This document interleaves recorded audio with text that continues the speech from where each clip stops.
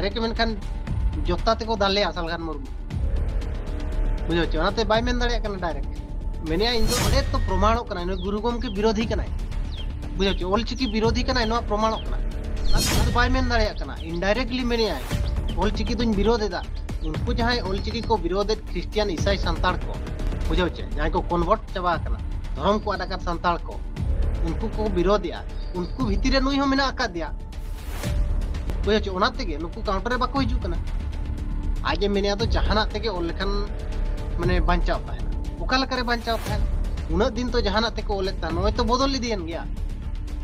ओका लकारे बांचाव ना तो आज लया जहाना तेगे को ओले ताहन देवनगरी तेको ओले ताहन देवनगरी बोल लिपि विवाद तो ठीक बंद करना इन्या निना गे मैन संताली भाषा बचेगा तो जो लिपि में जिसको लिखना है लिखो नहीं तो लिपि का लड़ाई लड़ते रहोगे भाषा खो जाएगा आट हो जाएगा तो प्रमाणो कना नो गुरु गोम के विरोधी कना बुझो चे ऑलचिकी विरोधी कना नो प्रमाणो कना खोला खोली बाइबल ले दाड़िया कना रमेश गोंके नोआ दो लाहा खना गे नुया आरो मिटन बयान ताय भाइरल कना मेताम कना तन जय मेनिया नुई खोला खोली तो बाय मेन दाड़िया कना इनडायरेक्टली मेनिया ऑलचिकी दुन विरोध एदा उनको जहां ऑलचिकी को विरोध क्रिश्चियन ईसाई संताड़ को बुझो चे जहां को कन्वर्ट चाबा कना धर्म को आडाकर संताड़ को उनको को विरोधिया उनको भितरे नुई हो मेना आका दिया बुझो चे ओना तेगे नुकु काउंटर रे बाको हिजु कना आज मेनिया तो जहाना तेगे ओल लेखन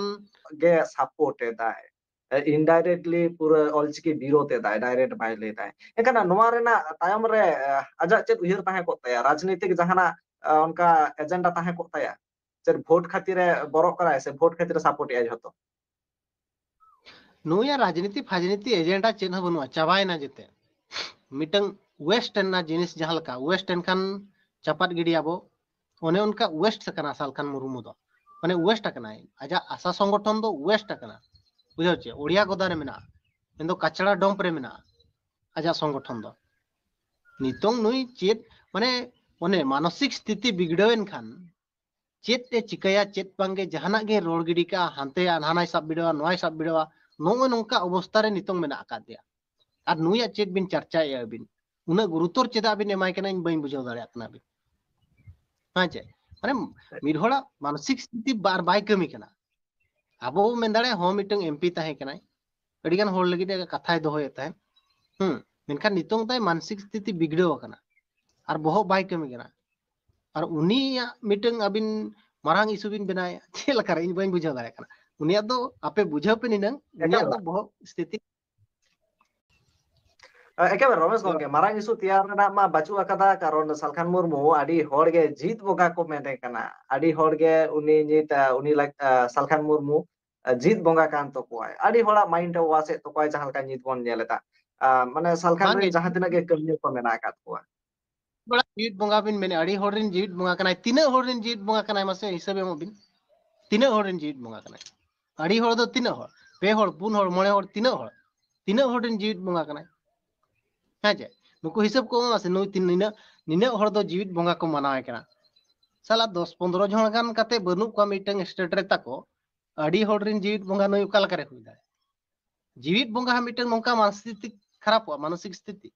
जहाना गे रोड़ाय ताले पारसी जीत करिया मेंटेन को मेने कना पारसी जीत करिया मेंटेन सालखान मुर्मू को छटिया रे कना जहार गेम नेले आली पारसी जीत करिया कते पारसी विरोधी बाय कथा वार्ताया बुझाबिन यदि मिड हर पारसी जीत करिया कना एनखान पारसी विरोध रे दो बाय कथा वार्ताया नुई मा पारसी विरोध रे कथा है भाषा विरोध रे कथा है नितों नोआ जो मेने नोआ भाषा जहाना तेगे बो ओलखान ओल माबो एनखान दो चेत नोआ दो भाषा विरोधी कान गया आबो मिटे नोंकान भाषा कना अबिन जहान एटा लिपिते बबिन ओल पुष्टाव दाड़िया बुझो चे बिल्कुल बबिन ओल पुष्टाव दाड़िया और नोआ सालखान मुर्मू